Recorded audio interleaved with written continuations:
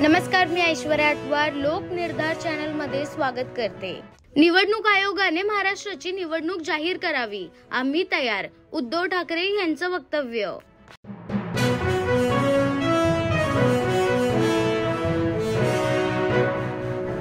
नोव्हेंबरमध्ये महाविकास आघाडीचे सरकार येणार आहे, तर जागा वाटपाबाबत मवियात मतभिन्नता नाही, असे संजय राऊत म्हणाले।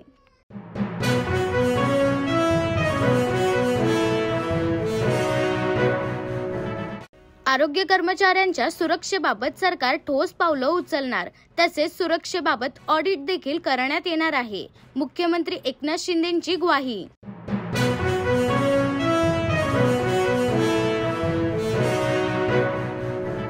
तीन महिन्याने बंद करतील, लाडकी बहीण योजनेवरून रोहित पवारांची टीका।